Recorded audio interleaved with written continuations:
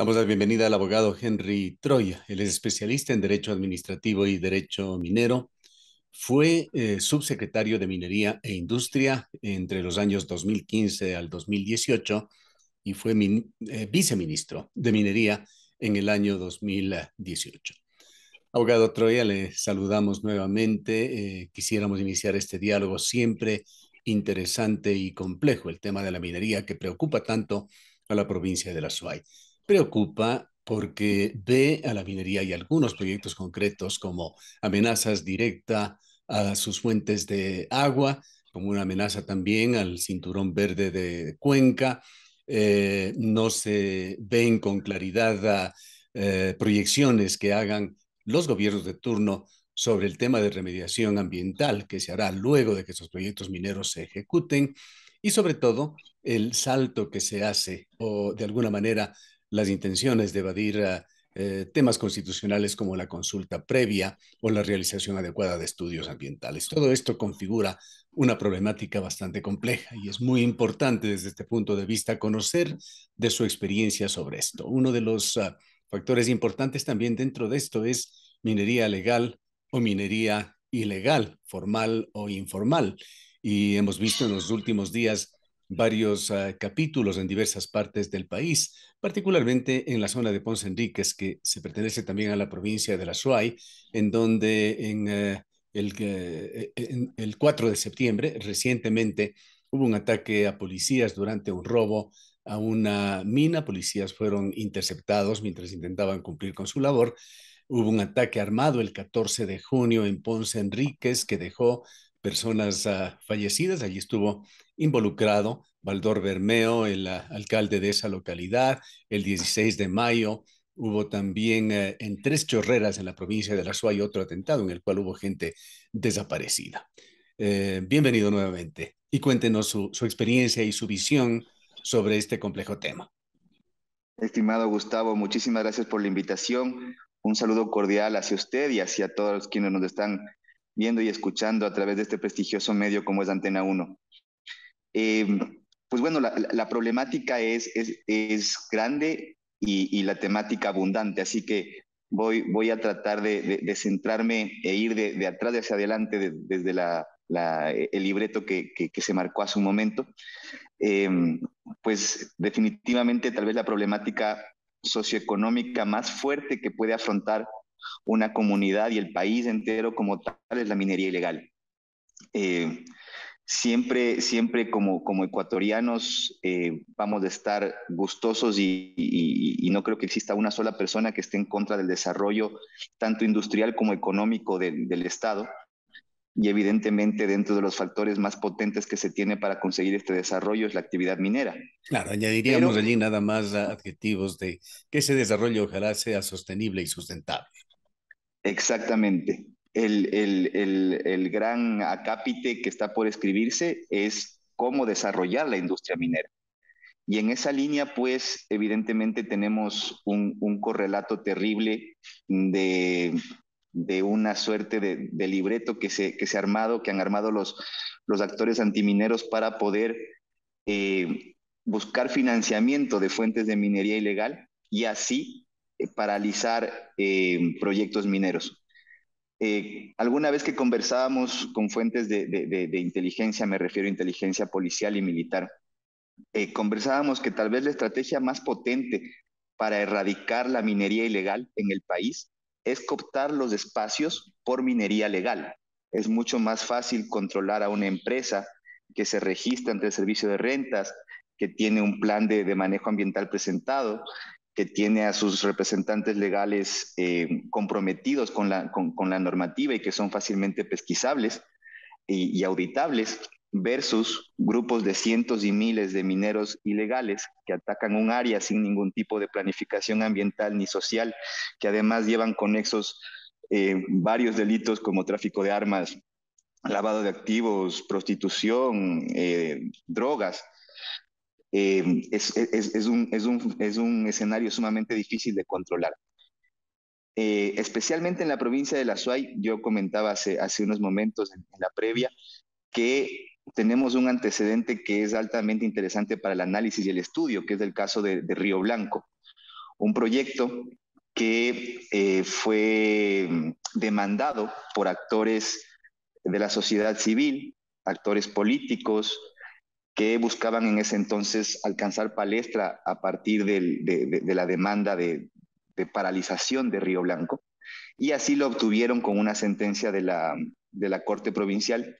Y lo que yo comentaba, independientemente de que se esté de acuerdo o no con la sentencia que actualmente está siendo apelada ante la Corte Constitucional y la empresa además está demandando al Estado en cortes internacionales, independientemente de si la sentencia está bien o mal, tenemos ya de esa sentencia han pasado 4 o 5 años y podemos ver los efectos, ya sean positivos o negativos, de la sentencia como tal.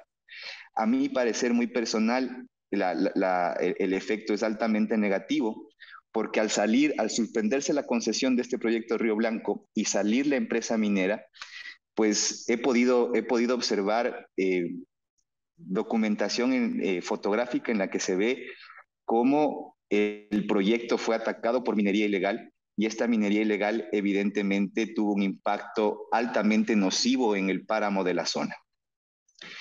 Escenario Quizá, bastante... si me permite, abogado Yanes, hay aquí una divergencia de apreciaciones. Dirigentes de la zona de Molleturo, de Río Blanco, reiteradamente han negado y han dicho que ellos son una especie de guardianes de esa zona para que no exista minería legal ni ilegal. Pero es cierto que las denuncias por parte de diversos otros actores señalan de que la zona se estaría depredando. Valdría la pena quizá en algún momento tener un informe, sin poner en duda lo que usted señala, usted está citando fuentes también, un informe quizá de alguna entidad o persona neutral en el tema para realmente saber qué está pasando allí.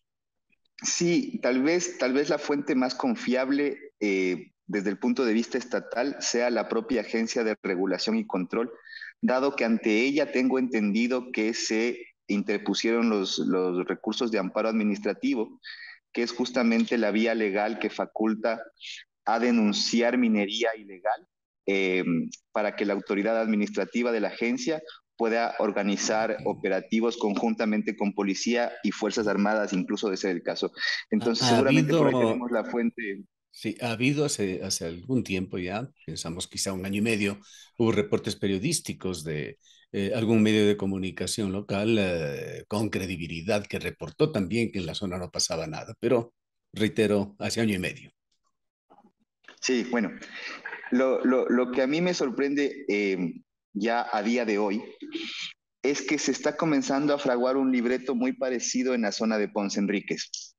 Se ha conformado una junta de defensa de las fuentes hídricas del río Gala, eh, presidido por el alcalde del cantón Camilo Ponce Enríquez, el señor Valdor Bermeo, y está conformado por un grupo de mineros de la zona, consabidos mineros de la zona. Llama mucho la atención porque al parecer lo que probablemente se podría estar fraguando es un movimiento que busca atacar proyectos mineros legalmente otorgados con empresas que son legítimas concesionarias de dichos proyectos, para poder sacarles de la zona y atacar esa zona con minería ilegal. Y aquí no hablo solo de presunciones. El río Guanache, por ejemplo, ya fue objeto de contaminación muy dura, y alrededor de esto hay un proceso abierto en Fiscalía y una investigación de Contraloría General del Estado, dado que la contaminación de ese río que estamos hablando, del río Guanache, se dio con maquinaria de la municipalidad de Camilo Ponce Enríquez. Y después, cuando la agencia de regulación quiso hacer una inspección tanto en esa zona como en la de la mina que se denomina Un Solo Toque, que también es de propiedad del señor alcalde, Mina que eh, entendemos es legal. sí, sí, sí, la Ujú. mina Un Solo Toque es legalmente otorgada. El señor alcalde tiene ahí un contrato de operación. Ya, es decir, Eh, que el alcalde Baldor Bermeo, y valdrá la pena dentro de este diálogo tratar también sobre este personaje, estaría de alguna manera ejerciendo acción tanto en proyectos legalmente autorizados como en minería ilegal, apoyándolo. Parecería que sí. El tema de la minería ilegal y las presunciones que pueden existir al respecto son duras y como digo, además existen varios procesos investigativos a los cuales tenemos que esperar que hayan resoluciones para poder categóricamente calificarlos como minería ilegal. Pero dentro del contexto, en efecto, existen presunciones fuertes de actividad de minería ilegal y el señor alcalde además realiza minería formal en esta mina de un solo toque. Lo raro es que cuando las autoridades han buscado hacer inspecciones, tanto en la zona de un solo toque como en la del río Guanache, han sido impedidas por el alcalde Bermeo, quien ha usado el discurso de que se debe apoyar y él está para respetar y proteger al minero artesanal. Y pongo el artesanal entre comillas, dado que en efecto estamos hablando ahí sí de personas que no cuentan con ningún título legítimo otorgado por el Estado para poder realizar actividad minera. Llama aún más la atención que sea este mismo grupo de gente el que ahora forma una junta de defensa del río Gala y busca atacar empresas para desplazarlas y y que se pueda proliferar la minería ilegal. Además, lo que preocupa muchísimo, y ahí sí poniendo el contexto de la minería formal y lo que ha salido en la prensa últimamente respecto de la mina de un solo toque, es que ya se comienza a observar presencia de bandas narcodelictivas en el entorno de la sociedad de Camilo Ponce Enríquez, en el entorno de la sociedad Azuaya. Son las que han En la, generado estos ataques a los que hacíamos mención. exactamente, es en la mina de un solo toque, por ejemplo, hace pocos meses se generó una balacera en la que lamentamos deceso de varias personas, pero la prensa indicó que se presumía la presencia de la banda de los Tiguerones, por ejemplo. En los procesos que se encuentran abiertos en Fiscalía General del Estado contra el señor alcalde por crimen organizado, se pudo ver en los reportes de prensa también fotos donde se decomisaba armamento de muy grueso calibre al interior de la mina.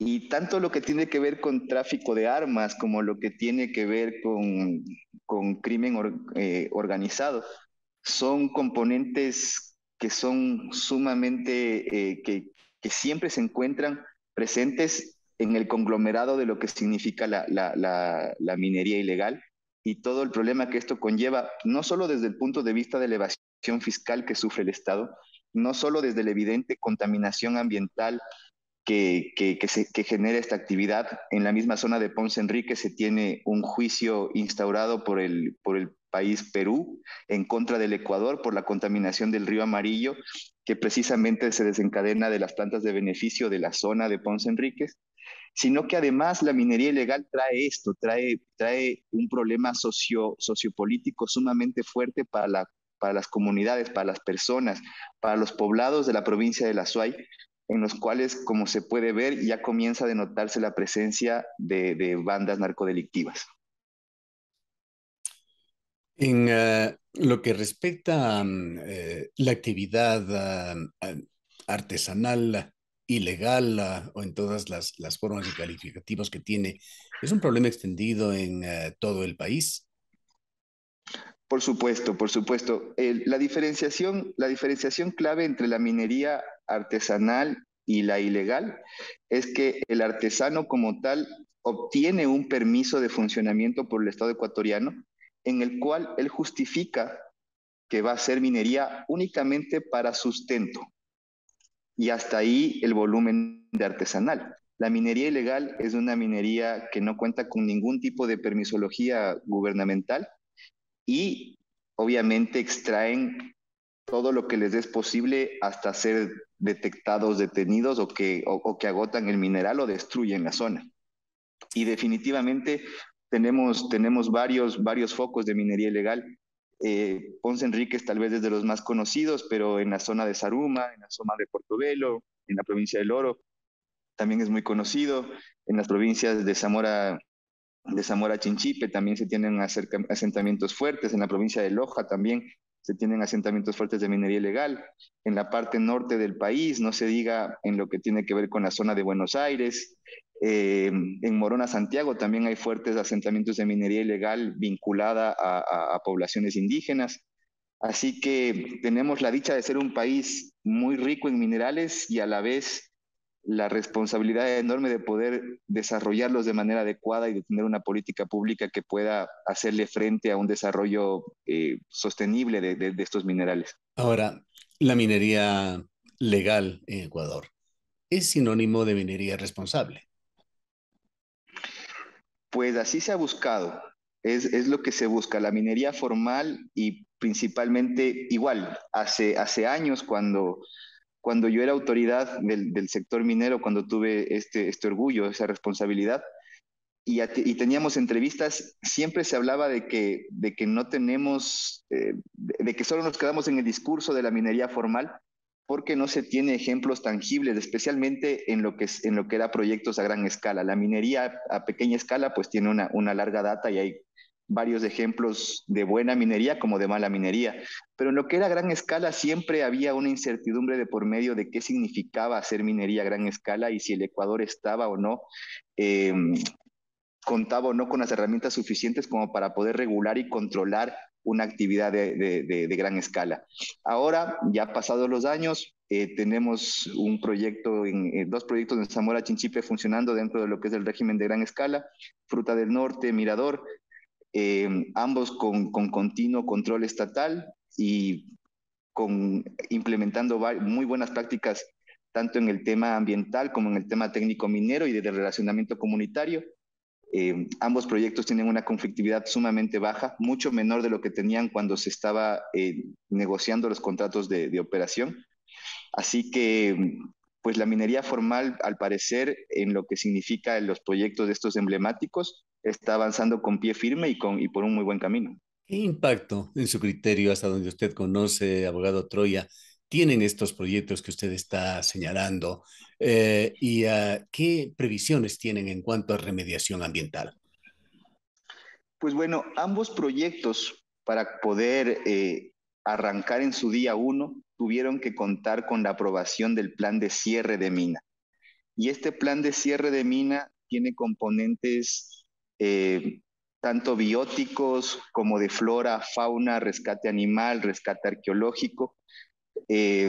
Ambos proyectos tienen implementados laboratorios enteros con rescate de las especies endémicas, tanto de flora como de fauna.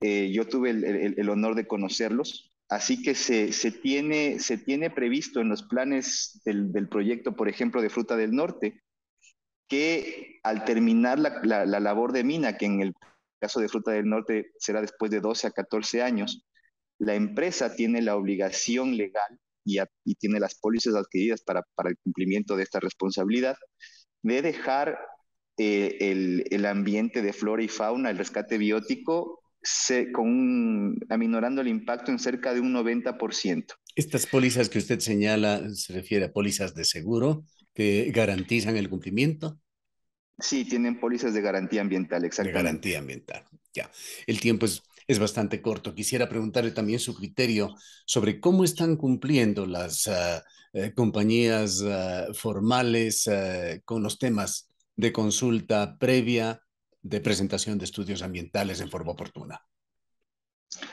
Pues bueno, la consulta previa es una obligación que la contrajo el Estado desde el año 98 y fue ya exponenciada y evidenciada en la Constitución del 2008.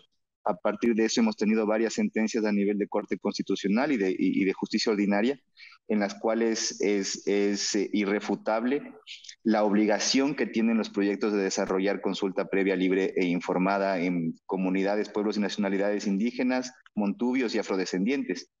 En este sentido, dentro de lo que se tiene concebido en la normativa actual, los proyectos mineros todos tienen la obligación de pasar por la línea de consulta ambiental que actualmente la está regentando el Ministerio del Ambiente.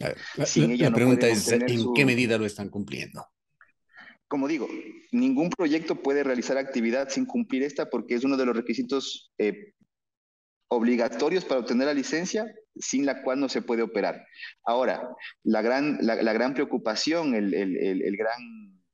debate que existe alrededor del cumplimiento de la consulta es que desde el año 2012, si no me falla la memoria, hay una sentencia de la Corte Constitucional en la que dispone a la Asamblea Nacional que se emita una ley de consulta previa, la cual evidentemente regle el proceso y los requisitos del proceso de consulta previa. La Asamblea hasta la fecha sigue en deuda de esta normativa, por eso tenemos únicamente el proceso de normativa secundaria que se la cumple a través del Ministerio del Ambiente. Eh, Eh, Perdóneme que tengamos que acelerar el paso. Quisiera pedirle su concepto sobre el decreto 151, hoy en entredicho, analizado en las mesas de diálogo que, en resumen, instaba por parte de la Presidencia de la República a todas las entidades del Estado a ser facilitadores de los trámites para las compañías mineras. bueno, sí, el decreto 151, pues evidentemente ya cumplió más de un año, se lo emitió en agosto del año anterior y emitía la línea de política pública minera del presidente Lazo, en la cual llamaba a la eficiencia y eficacia tanto en la regulación como el control, estableciendo parámetros temporales de 3, máximo 6 meses, para que entidades de control, agencia de regulación, Ministerio de Minería, eh, hagan un barrido del catastro, implementen sistemas informáticos de regulación y control para hacer eficiente la lucha contra la minería ilegal y en esa línea poder instar a una reapertura de catastro minero y nuevo otorgamiento de concesiones. Al pasar del tiempo, pues todos esos términos que se puso en el decreto 151 ya se han cumplido, los términos, pero no la obligación que estaba contenida en ella, no el mandato del señor presidente. Acaeció el paro indígena y con él se aperturaron las mesas de diálogo. Eh, Evidentemente, dentro de los reclamos y los pedidos de la comunidad indígena, hay varios de ellos que atacan, entre esos, por ejemplo, la reapertura del catastro minero. Sin embargo, yo creo que independientemente de ese punto que es meramente potestativo del Ejecutivo Central, el 151, como digo, tenía muchos puntos de política pública eficiente y eficaz y ordenaba y trataba de amenizar mucho el tema de la regulación y el control, y eso es rescatable más Bien. allá de si se gusta o no del sector minero. Para finalizar, abogado Troya, y pidiéndole disculpas, me parece que en una anterior pregunta le cambié su apellido. En el tema de que la consulta popular de Cuenca y sus alcances, ¿cuál es su criterio? Pues bueno, definitivamente la consulta popular que existió en el año 2019 eh, tiene un alcance claro geográfico de en dónde se puede y dónde no se puede realizar minería. No debemos confundir lo que es consulta popular, que es un proceso informativo, con lo que fue la consulta previa, que es un proceso informativo, con consulta popular, que evidentemente es un proceso plebiscitario en el cual los ciudadanos decidieron respecto de hacer o no minería. El alcance definitivamente de las parroquias que fueron consultadas es un mandato que debe ser obedecido y cumplido, pero no tiene un efecto expansivo más allá de las parroquias que tenían que fueron consultadas. Entonces, en esa línea, en todo donde no esté prohibido, pues si es criterio del Estado, se podría desarrollar proyectos. Bien, solamente una puntualización. La consulta de la ciudad de Cuenca fue en el año 2021. Entiendo que se refería a esta misma. Sí, mil disculpas. Ya, ya. Perfecto. Queremos agradecerle. Lamentablemente el tiempo no nos da para más, pero esperamos tenerle pronto en otra oportunidad para tratar otros temas relacionados con esta compleja situación de la minería en Ecuador, abogado Troya. Gustavo, para mí siempre será un placer y agradezco muchísimo nuevamente el espacio que se me ha brindado. Han escuchado al abogado Henry Troya, especialista en Derecho Administrativo y Derecho Minero. Fue viceministro de Minería en el año 2018 y en forma previa subsecretario de Minería e Industria entre el 2015 y el año 2018.